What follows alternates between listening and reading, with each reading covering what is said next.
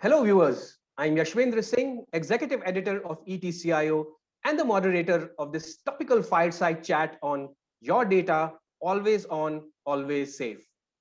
A proliferation of consumer and business technologies has led to an explosion of data.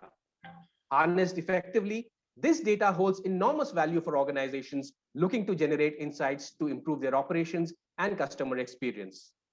But a shifting data landscape has introduced changes in both regulatory data requirements and attack vectors, significantly increasing data risks related to loss, compromise, and non-compliance. For organizations to unlock this data's value while ensuring its proper use, they will need comprehensive data management and protection capabilities. However, many enterprises store data that is vital to the business across multiple data centers, on-prem, at managed data centers, and in the cloud. This can lead to siloed and complex data backup and recovery practices, which limit data visibility and make management, governance, and recovery more difficult, if not impossible. In this fireside chat, we have with us two very senior enterprise technology leaders who will throw more light on how to overcome the various bottlenecks with respect to data and maximize it for business growth. Please join me in welcoming Mr. Harnath Babu, CIO KPMG, and Mr. Jaspreet Singh, founder and CEO Druva. Welcome, gentlemen. Thanks. I'll set the ball rolling with Mr. Harnath Babu. Harnath sir, businesses today rely on data for growth. However, data today is distributed, as I just said, across different points. It's spread across data centers, cloud applications, and endpoints. How can technology leaders protect data everywhere while ensuring its availability to business? Yes, I think thanks a lot for that question and having me here. I think one of the important aspects when it comes to data, I mean, it's not about putting some file in a cabinet and forgetting about it, right? Data obviously is in digital format, it's in a logical format. Obviously, you need to protect it, because it's already distributed, as you rightly said, it's distributed across endpoints, data centers, clouds, right? So I think the biggest challenge for any technology leader is to protect this information which is spread across, right, in different shape and form. And with the new remote working models, I think the whole complexity of data itself is also changing. Primarily around how the data is actually getting generated to how the data is actually getting stored in different, I would say, islands, across the enterprises, right? Which may also mean that the technology leaders will have to look at creating multiple lines of defense, not only from a data point of view, but from an access point of view as well, right? And eventually making sense out of this data. I think that's the whole I would say dimension that somebody has to look at when it comes to managing data across various services islands within an enterprise. So coming to three key areas where I would say the data resides as on today, which is your user endpoints. And I was mentioning, the whole idea of remote working obviously has changed the way the data is actually sitting in endpoints and how this needs to be protected. Because in our context, especially in a consulting environment, or any knowledge-based organizations, you would have the data practically sitting on the laptops, right? And you would obviously have a sync of this data to the cloud environment or your on-premise data centers. The biggest challenge, which especially from a CISO's or a CIO's point of view, is how do I continue to protect when the data is sitting on the endpoints, right? Because endpoints are as vulnerable as keeping a candle in the wind, right? If you're not really protecting it. So how do you continue to encrypt the data when it's sitting on the endpoints, right? How do you continue to monitor and secure the data as you are as you're allowing users to work from remote, and possibly allowing them to access the enterprise infrastructure and cloud infrastructure using the secure ways of accessing information, right? I think some of these best practices obviously have to come into play. And also, one more important thing which comes into play is as users continue to add data to their to the edge or the endpoint, how do you continue to protect the data, backup the data, right, without user intervention? I think that's more important because again, it's about I would say intentional or unintentional damage that can happen to the data when it is sitting in the endpoints. The machine can crash, the user can lose the machine, delete a file by mistake and things like that. So you need to continue to back up this data when they're working from remote through the whichever possible source of connectivity to your service. It could be sitting on the cloud. So one of the recent trends that are obviously coming up is how do you continue to protect the data which is sitting in the endpoints, and Sure. continue to push the data onto the cloud for securing the infrastructure, also securing the information. Second piece again is on the cloud, right? So you're talking about multiple cloud environments. You're talking about especially hybrid cloud environment coming into play. The data is sitting in the cloud in most of the cases. So you have to necessarily secure that information which is sitting on the cloud. You need to have the right policies and procedures so that you are able to not only safeguard the data which is sitting on the cloud, but have an integrated policy from a backup perspective, which will give you the ability to protect the data which is on the cloud as well as on your on-premise, right? And it's not about only the policy, but again, it's about having the right technology, which allows you or enables you to do something. Sure, sure. Great inputs there, Harnath sir. Let me come to Jaspreet now. Jaspreet, we're talking about business critical data. That includes online reputation data, customer purchase data, marketing, sales channel data, distribution data. So how can this data be available to all stakeholders without compromising on security? Because as Harnath just pointed out, we have a distributed enterprise set up today with workers, employees working from home, which in fact all accentuates the issue of security and availability.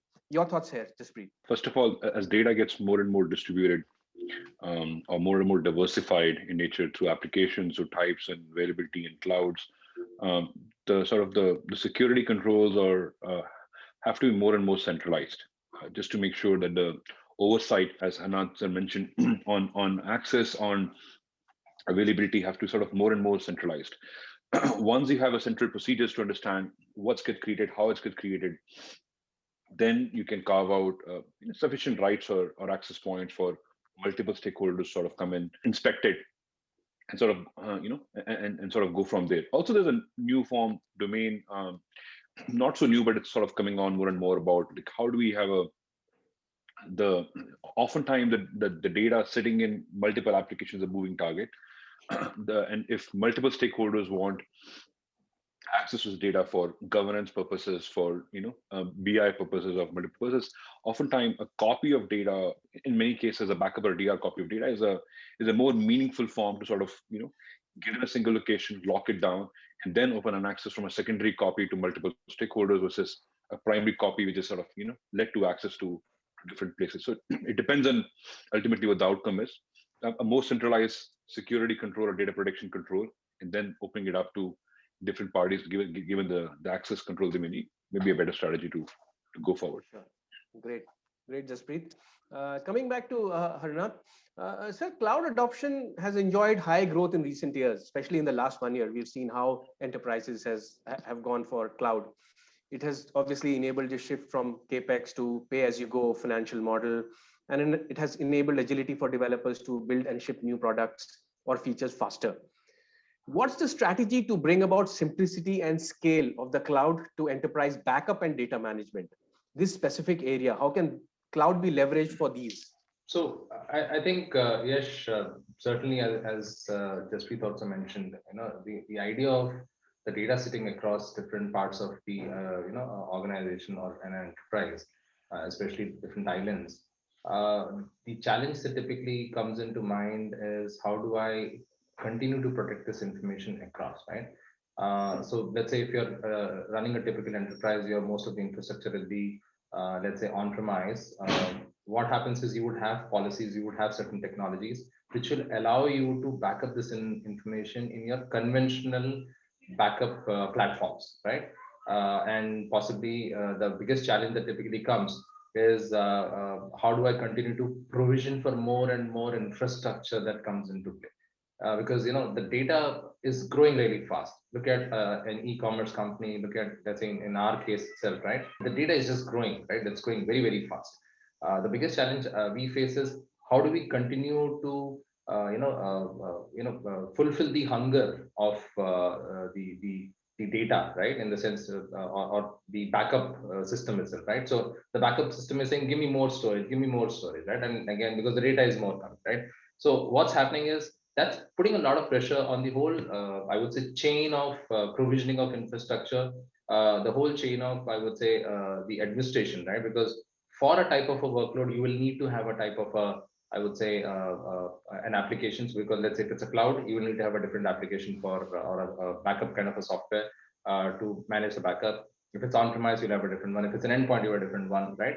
So what's happening is with I would say multi technologies floating in, the biggest stress on the enterprises, especially from the IT team's point of view, is to learn those technologies, continue to administer, continue to add infrastructure on-premise, and obviously this is actually very heavy from a capex perspective. Now, reimagine a scenario where you have an opportunity to hold back, right, and say, okay, let me not, or let's say, let me not really keep adding. Let me just take a pause and relook at my complete, backup strategy, right? How about a simple one solution which is sitting on the cloud?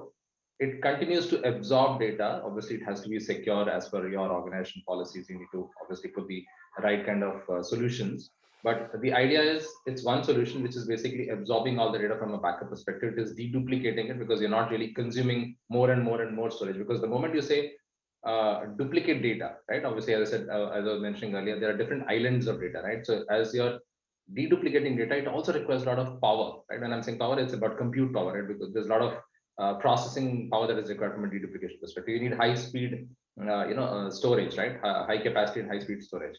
Those are all costs. But once you provision for that kind of infrastructure and create a headroom, it's a cost to the firm, right? Especially from a capex perspective. When it comes to let's say cloud, the moment you have a workload which is coming in where you need to back up, you shoot it up from a capacity perspective, you bring it down and start dumping the data into a cold tier, right? That's the flexibility typically a cloud gives, right? So effectively, simplicity of technology, second, cost of operations, third is cost of acquisition, fourth is I would say standardization of technology from a backup perspective. I think these are the three or four, I would say, key drivers from a cloud adoption perspective. Sure, Anand. So Jasprit, as we just heard, it's a no-brainer. There are lots of advantages for enterprises to go onto the cloud. But while enterprises are migrating to the cloud, 9 out of 10 say that they are unable to realize the full potential of cloud. Your thoughts here? What do you think? How can enterprises maximize cloud for backup and data management?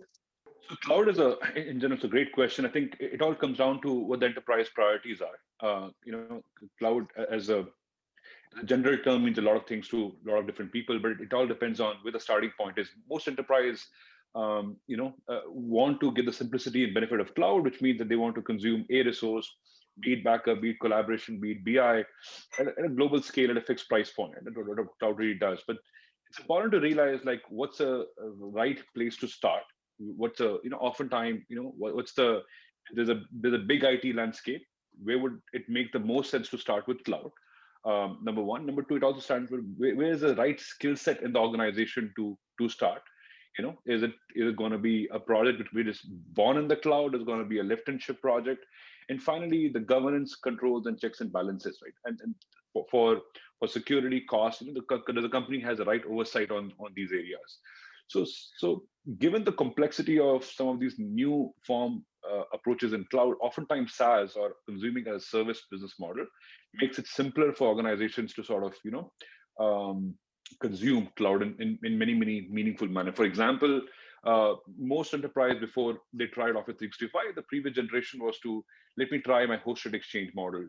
It did not go very well because you had an old technology now had to be reprovisioned, resecured, remanaged, reformatted in this new world called public cloud versus just buying a service called Office 365.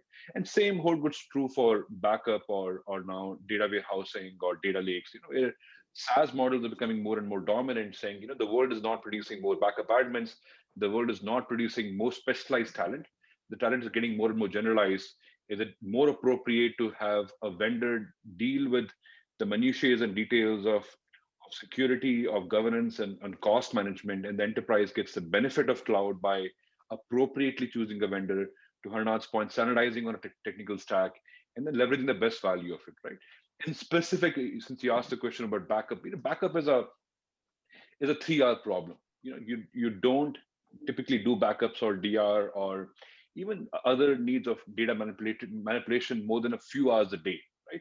But yet, in the traditional form, you used to buy systems which were peak capacity upfront 5 years in advance. Saying, I'm gonna build a large enough cluster and keep on growing it on my peak capacity needs.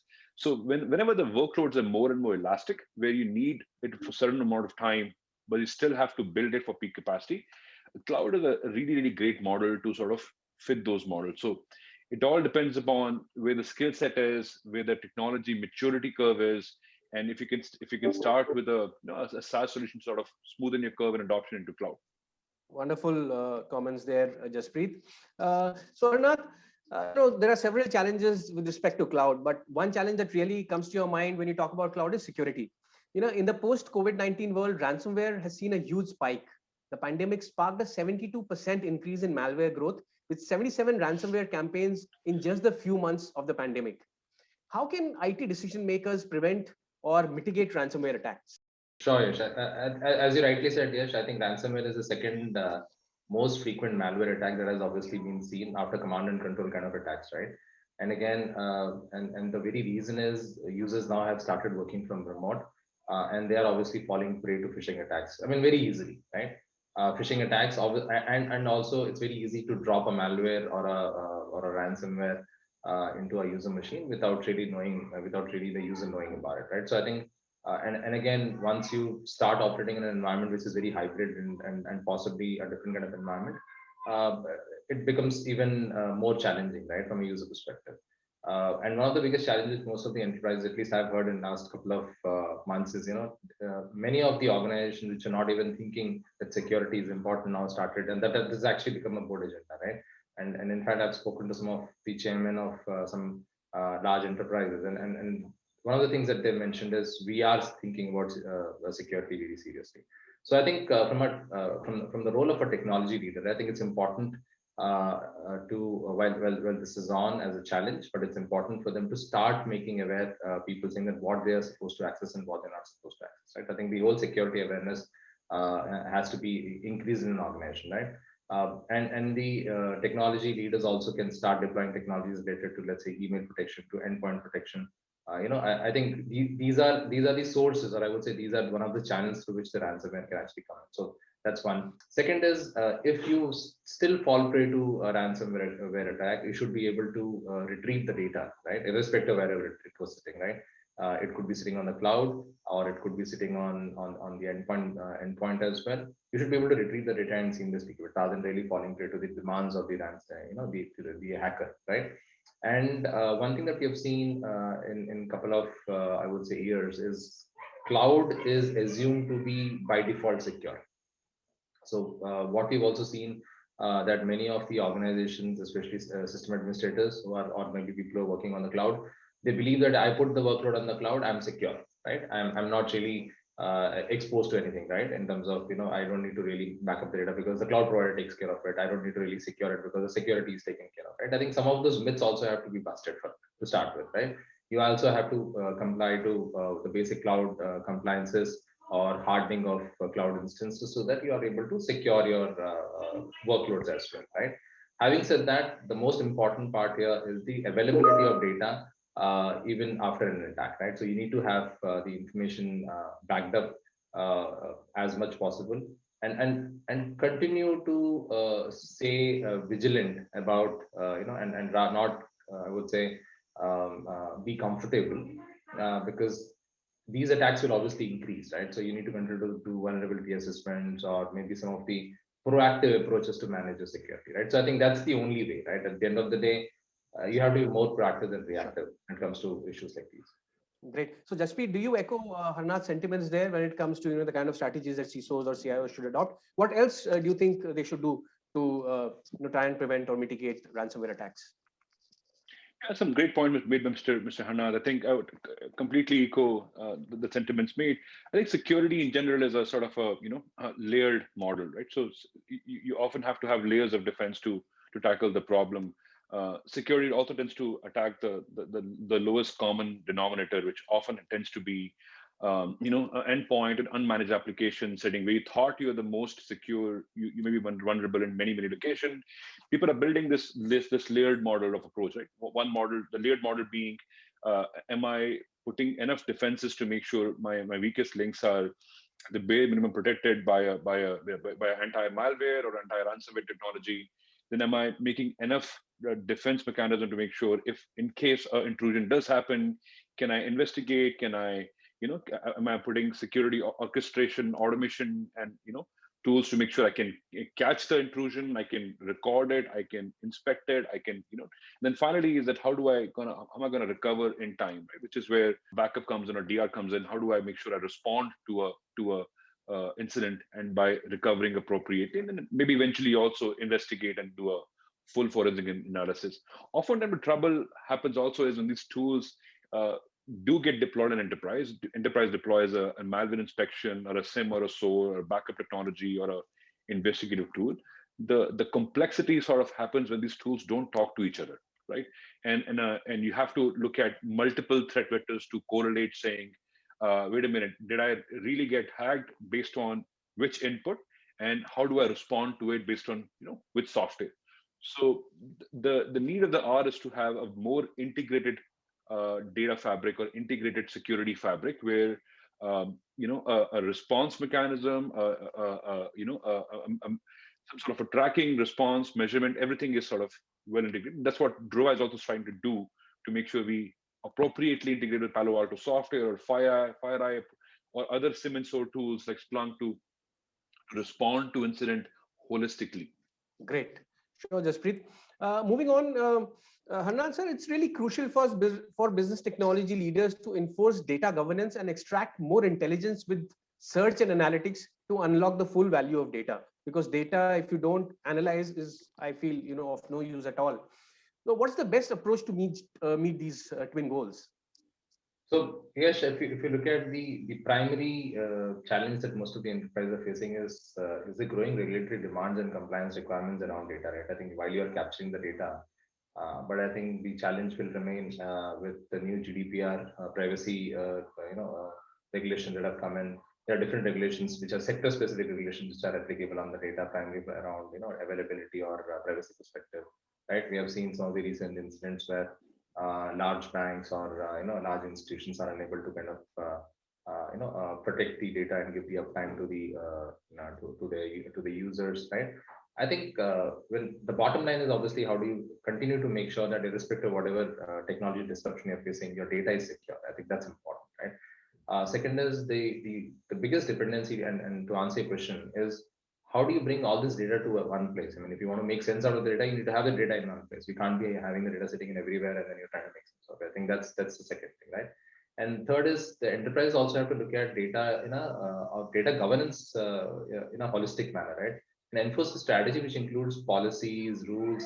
The data quality itself has to be thought through well.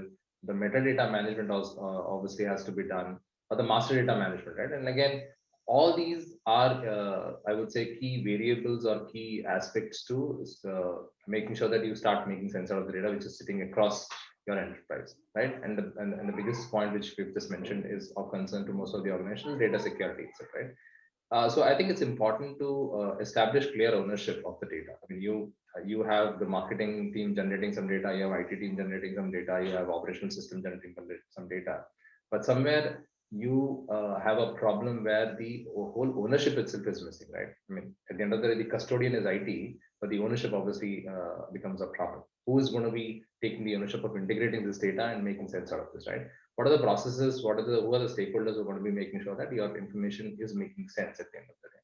And it's also important from a technology point of view to deploy the right kind of technologies to look at this information, look at this data and make sense, right? It's about getting the right insights and analytics out of this data, right?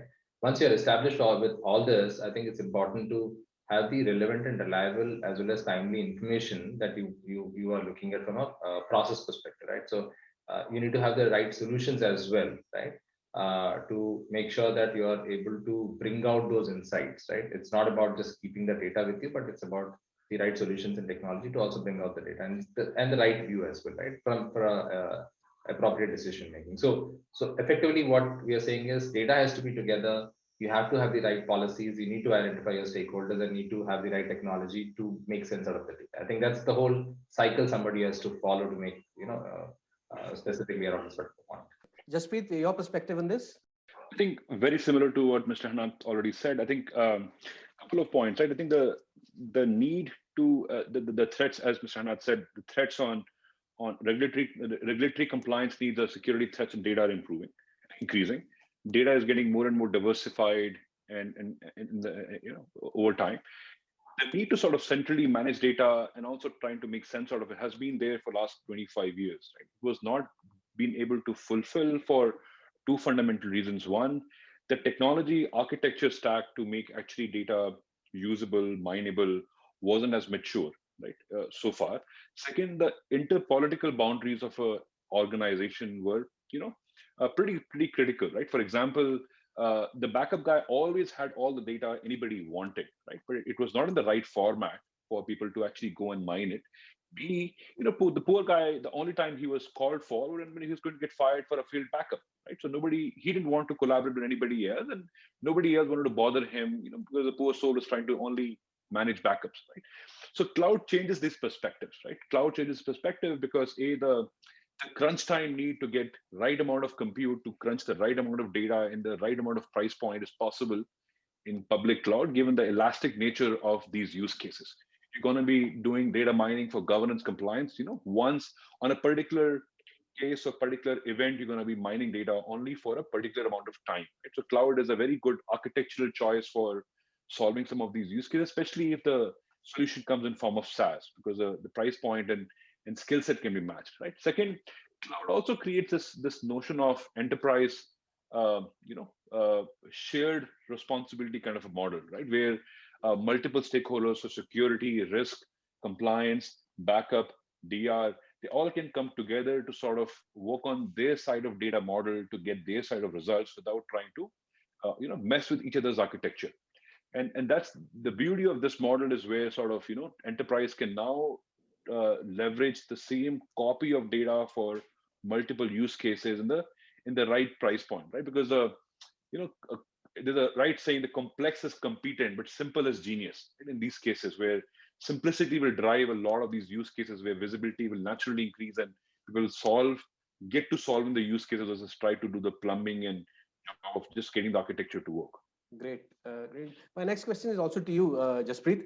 We all know that budgets are going to be under a lot of pressure going forward. In such a scenario, parameters like ROI and TCO become even more important.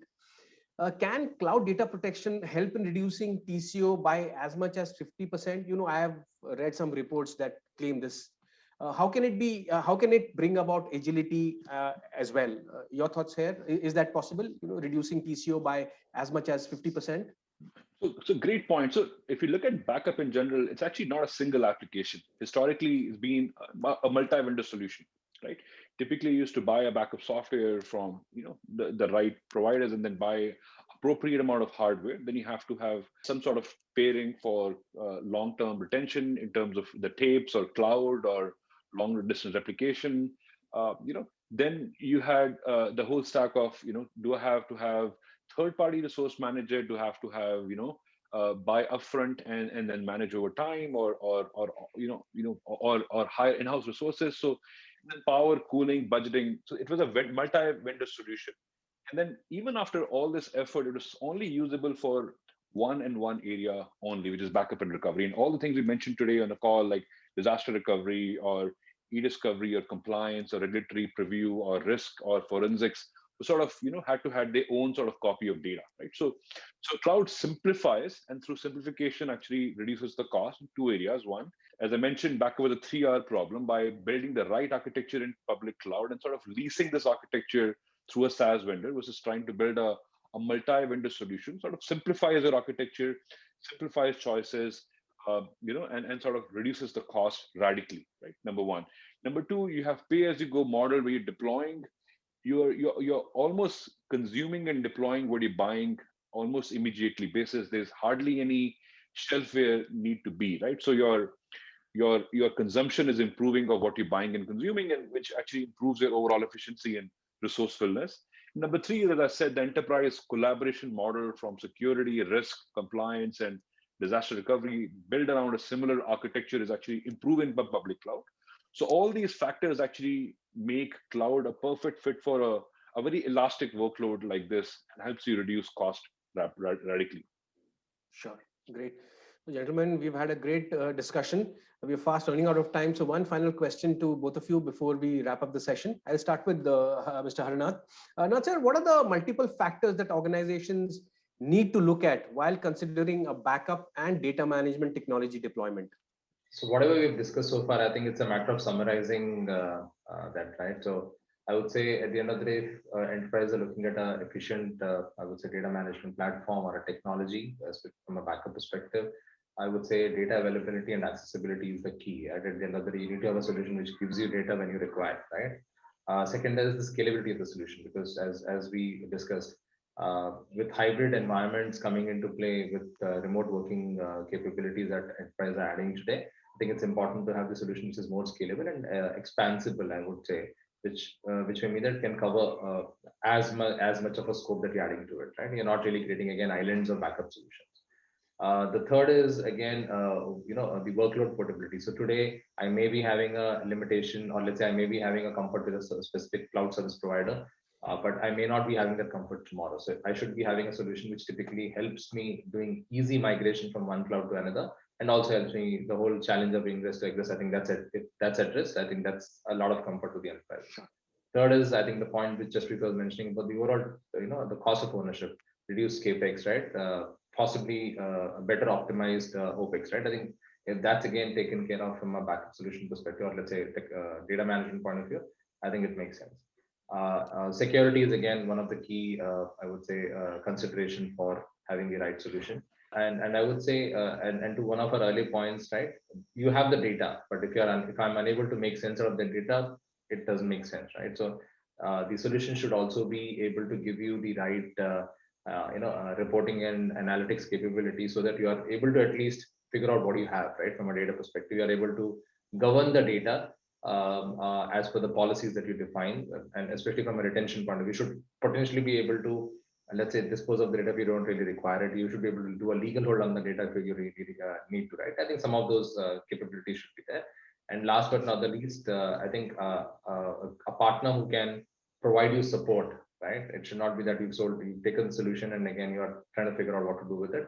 Support and continuous development and a vision of the partner to evolve with technology and the new, emerging scenarios.